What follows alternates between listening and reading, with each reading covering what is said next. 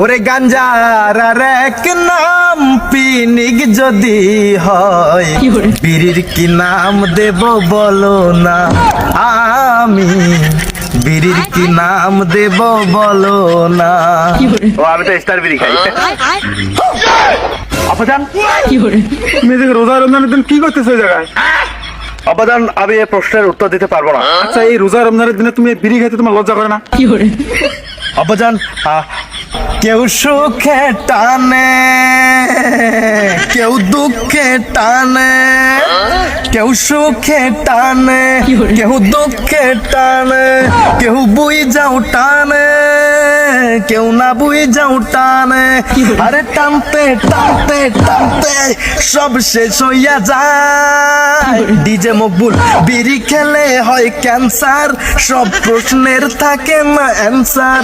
আরে বিড়ি খেলে হয় ক্যান্সার, সব প্রশ্নের থাকে না অ্যান্সার। আবার মাথাটা চক্কর দিলে কেন? আমি তো এখন খাইনি। ও তুমি এত সুন্দর একটা দামরা বলা হয়, তুমি এই বিড়ি খাও রোজা রমজান দিনে? দামরা ফলা বললেন, অপমানিত হলাম, কিন্তু সুন্দর বলার কারণে প্রশংসনীয় একটি প্রবাদ বাক্য আমাকে মুগ্ধ করেছে। আব্বাজান আসসালামু আলাইকুম। সে আমার লজ্জা লাগতেছে, তুমি আমার সওয়াল। আচ্ছা, তোমার যে আজ থেকে কত বছর আগে তোমার রোজা ফরজ হয়েছে, তুমি কি জানো এটা? বাজানো ও আমার আব্বাজান, আপনি এটা কেমন কথা বললেন? আমার উপর রোজা ফরজ হয়েছে আরো অনেক আগের থেকে, কিন্তু আমার উপর যে ঠিক সেম ভাবে আরো একটা জিনিস ফরজ হয়েছে আরো অনেক আগে, সেটা প্রাপ্ত বয়স্ক হওয়ার পরে, কিন্তু আপনি সেটা চোখে দেখেন না। আপনি এই সিঙ্গেলের কষ্ট বোঝেন না। আব্বাজান অলরেডি মনে হয় আন্দাজ করতে পেরেছেন আমি কি বোঝাচ্ছি। আমার উপর যে এই রোজার মতো করে বিয়েটাও ফরজ হয়ে গেছে রে বাবা। আপনি এ নিয়ে কোনো কথা নাই, ব্যথা নাই, মাথা ব্যথা নাই, আপনি বলেন না কিছু।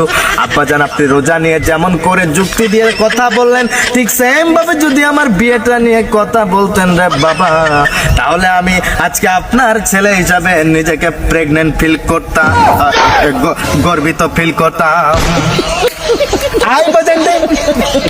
গভীর রজনীতে যখন সবাই সেহরি খাওয়ার জন্য ওঠে রে বাবা, তখন আমার ঘুম ভাঙে না। আমার ঘুম যেন আস্তে পৃষ্ঠে জড়িয়ে ধরে, চোখে মুখে ঘুমের ছাপ। এখন প্রশ্ন করবেন কেন? কারণ আমাকে ডাকার মতো মানুষ নাই।